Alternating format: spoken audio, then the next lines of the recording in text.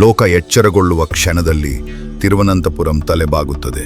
ಅಲ್ಲಿ ವಾಸಿಸುವಳು ಕರುಣೆಯ ತಾಯಿ, ನ್ಯಾಯದ ಅಗ್ನಿ, ಆಟುಕಾಲ್ ಭಗವತಿ.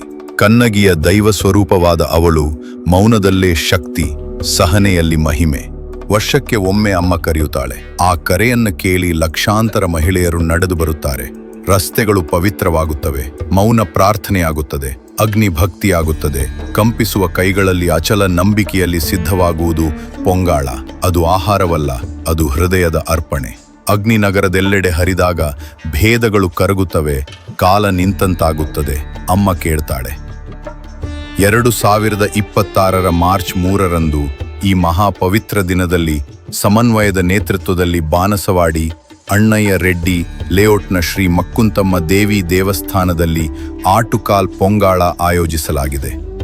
ಬೆಂಗಳೂರು ನಗರದಲ್ಲಿ ಮೊದಲ ಬಾರಿಗೆ ಒಂದು ಸಂಸ್ಥೆಯ ಮೂಲಕ ಪೊಂಗಾಳ ಭಕ್ತರಿಗಾಗಿ ಪೂರ್ಣ ಉಚಿತ ವ್ಯವಸ್ಥೆ, ಪವಿತ್ರ ಸ್ಥಳ, ಅಕ್ಕಿ, ಬೆಲ್ಲ, ತೀರ್ಥ ಪ್ರಸಾದ, ಕುಡಿಯುವ ನೀರು, ಇಟ್ಟಿಗೆಗಳು, ಅಗತ್ಯವಾದ ಕಟ್ಟಿಗೆ, ಪೊಂಗಾಳಕ್ಕೆ ಬೇಕಾದ ಮಣ್ಣಿನ ಪಾತ್ರೆಗಳು ಹಾಗೂ ಇತರೆ ಸಾಮಗ್ರಿಗಳು ಖರೀದಿಸಲು ವಿಶೇಷ ಸ್ಟಾಲ್ಗಳಿವೆ.